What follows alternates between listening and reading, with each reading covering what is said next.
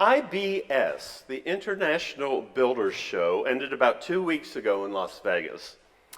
Over 1,200 suppliers representing every conceivable aspect of the building and remodeling industry were represented. Now, I know this because before going to seminary, I worked in the convention and trade show industry. I have visited Las Vegas to attend the Builders Show and NAB, the National Association of Broadcasters show, as well as one of my personal favorites, World of Concrete. The next World of Concrete is in January of next year if you'd like to plan to go. For the Builders Show, we designed and built an exhibit for a company in Texas that harvested and sold lumber. In order to best display their product, they would send us very carefully selected 2x4s, 2x6s, and other lumber. These were hand-chosen to be exemplary pieces of wood with no visible imperfections. We built gazebos, conference rooms, and counters with this lumber to showcase their product in the exhibit. The wood only needed light sanding and varnishing to emphasize its impressive uniformity. People would walk up to the exhibit and gently run their hands over the wood in admiration. I saw it. None of this wood had knots and burls, our theme this month. A burl is when the grain is misshapen due to some form of stress, and the grain of the wood in that exhibit was straight and parallel. Knots are formed when lower branches on a tree die, and the base continues to grow. There were no knots in the wood in that exhibit. It was unblemished.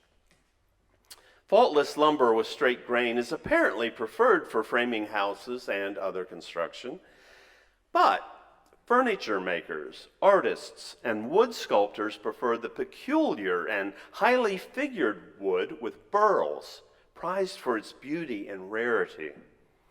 This wood is sliced into veneers for furniture, inlay in doors, picture frames, decorative household objects, and musical instruments. In fact, the poaching of burl specimens, which damages the trees, is a problem in places like the Redwood National Park. It's how this wood is different and unusual that makes it so prized by artists. The perfect parallel grain may be better for utility and impressive for its uniformity, but for a unique and interesting beauty, stick with the burls. In drawing class, I remember being told that there is nothing as boring as a straight line. But this isn't a lecture on woodworking. Knots and burls is a metaphor that is part of our church's theme this year, roots and branches. And here is where I point out that the beautiful burls are caused by undergoing stress, and knots are created when the tree refuses to stop growing. When I sat down to come up with a human equivalent to the perfect straight lines of the lumber at the Builders Show, I thought of the Rockettes. No, not the Houston Rockets, the Radio City Rockettes.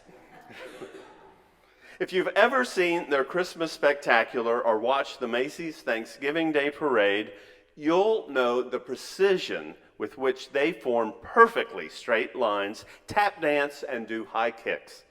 It's very impressive. To maintain that consistent look among the dancers, those who audition must be between 5'5" and 5'10.5" tall. Sadly, that desire for a perfect consistency led to non-white Rockettes not being hired well into the 1980s.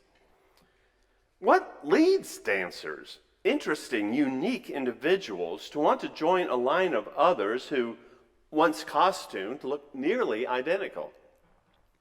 The answer to that might be glimpsed in the musical A Chorus Line, because that's exactly what happens. We spend the entire show getting to know these unique individuals, their stories, and how their so-called imperfections have led them to be the fascinating people that they are. They are vying to be one in a line of precision dancers in a Broadway musical. At the end of the show, they have changed into identical flashy gold costumes and become perfect cookies from the same cookie cutter. Many of us have done similar things. In middle and high school, did you know which clothes to buy and where to fit in? What hairstyles the cool kids were getting and what branded kids is not fitting in? I desperately tried to get my straight, fine hair to resemble David Cassidy's in the 1970s. It continues as we get older. Keeping up with the Joneses has some people running up their credit cards to impress people they don't even like. Corporations around the world have no shortage of suggestions of ways we can hand them money to make ourselves perfect so we will fit in better. Social media exacerbates the problem. Our online friends tend to show only their best faces, sometimes quite literally with the help from Photoshop. Looking at their feeds showing spotless houses and exquisite vacations, it's easy to see how we might come to the conclusion that we are not measuring up. We try to fit in by trying to fix what society tells us we need to fix. We become convinced that we need to be a certain way that isn't really us in order to belong. We're trying to be that perfect 2x4 with straight parallel grain that will be hidden behind sheetrock to hold up the second floor, when we're really that gorgeous burled wood inlay for the front door. As Oscar Wilde said, be yourself. Everyone else is taken.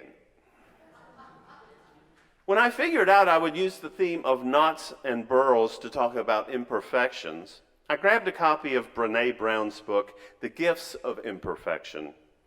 I've talked about her in sermons before. She's a professor at the University of Houston's Graduate College of Social Work, and I first learned of her when I watched her 2010 TED Talk. She does research on and writes about shame, vulnerability, and leadership. Well, as it turns out, this idea that we need to try to be perfect to fit in ties in with shame and vulnerability. And we try to fit in because we want to belong. In her book, I learned that fitting in and belonging are not only not the same thing, fitting in gets in the way of belonging. Fitting in is about assessing a situation and becoming who you need to be accepted, she writes. Belonging, on the other hand, doesn't require us to change who we are.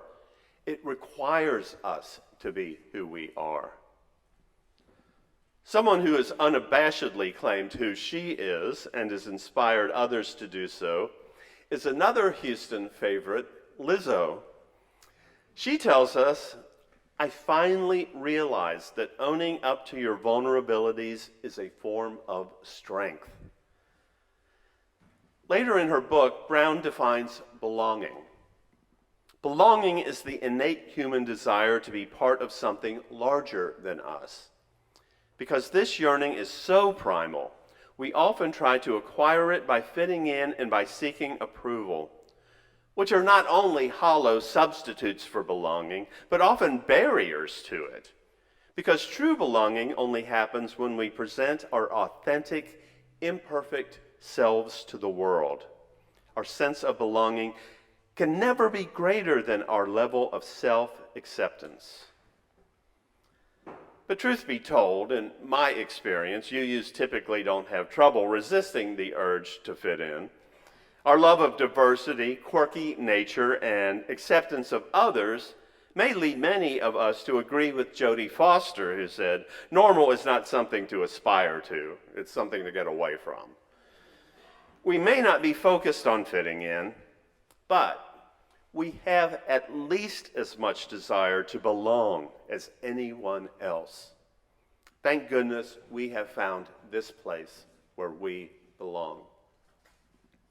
I've talked before about how, while I hope my words can be inspiring, I believe that a sermon is a different genre than an inspirational talk. I've cast unkind aspersions toward those who, in my estimation, blur the lines between preaching and motivational speaking. So you may wonder how I'm going to pull this one out of the water. I've been giving self-help tips on how to live a more wholehearted life by getting rid of our need to be perfect, to accept our flawed, authentic, glorious self. Fair enough. But something interesting about Dr. Brown's book, wherein she lists guideposts to a wholehearted life, is that guidepost number 5 is cultivating intuition and trusting faith, letting go of the need for certainty. In the section on faith, she writes, I've come to realize that faith and reason are not natural enemies.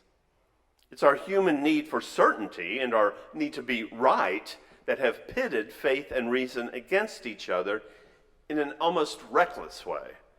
We force ourselves to choose and defend one way of knowing the world at the expense of the other. Well, this resonated with my experience of so many people I've met. So many want to be certain and know the right by only accepting quantifiable understandings of the world. Others want to be certain and know the right by holding on to what their faith tradition has long prescribed.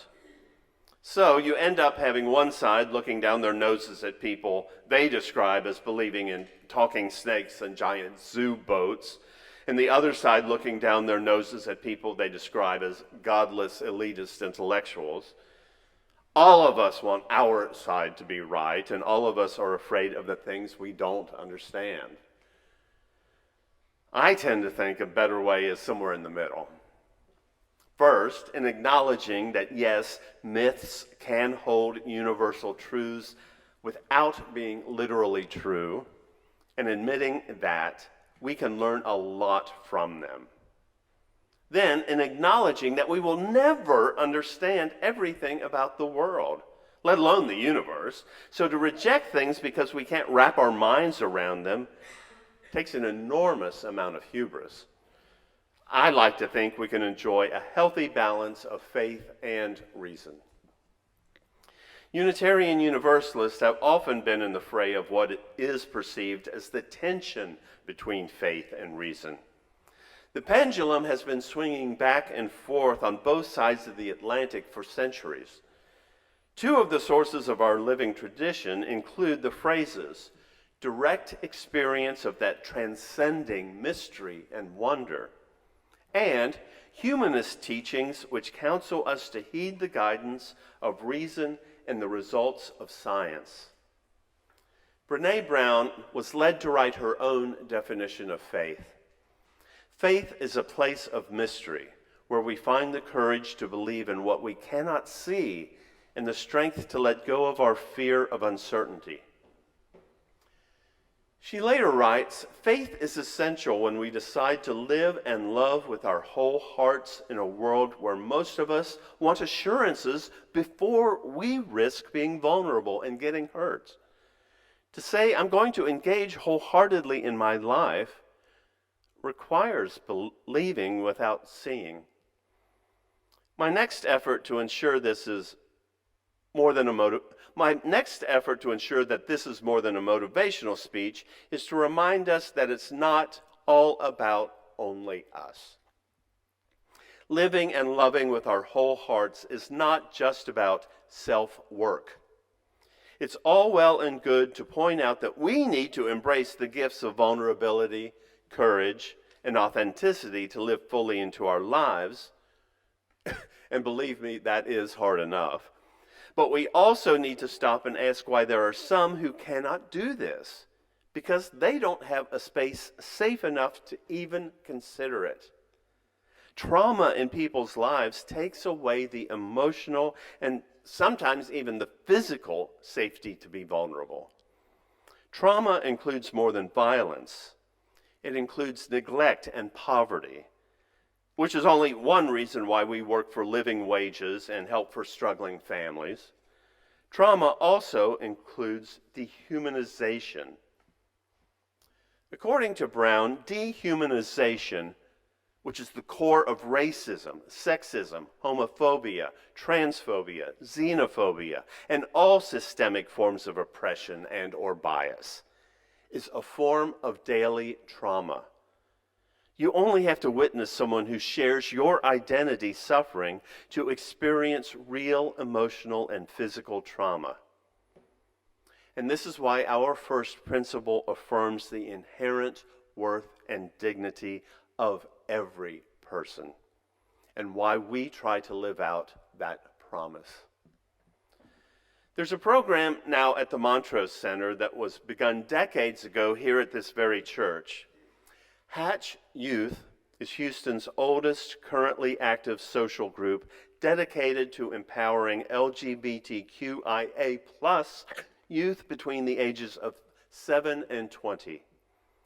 They provide that much-needed safe and affirming environment so they can not just survive, but thrive. We all need safe spaces where we can feel safe so we can be our true selves.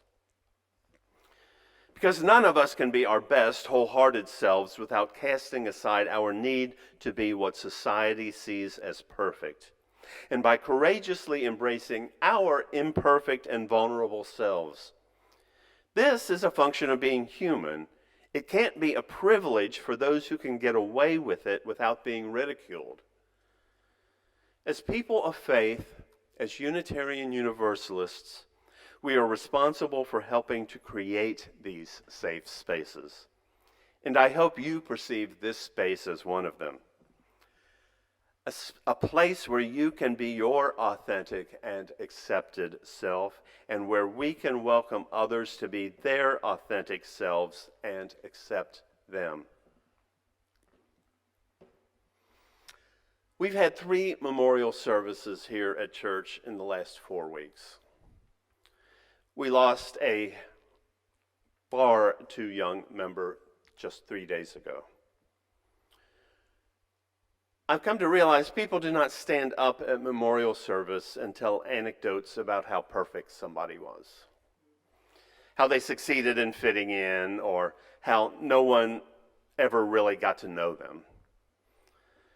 They talk about how unabashedly themselves they were, how they brought joy and life and love to those they knew because they shared their authentic selves. While it's a quote from Lizzo, I suspect any of the 4 could have said, "Never let somebody stop you or shame you from being yourself." We're not going to be able to use our gifts in the world if we don't claim who we are with the gifts we have. We're not going to be able to truly belong to our people or connect to whatever we understand that higher power to be if we're focused on being a different, more perfect version of ourselves, desperately striving to be a 2x4 when we're meant to be a beautiful inlay. And we have to work to make sure that all people, no matter who they are, how different or oppressed, have a safe space so that they have a chance to be their best, wholehearted selves and know that they are loved. Amen.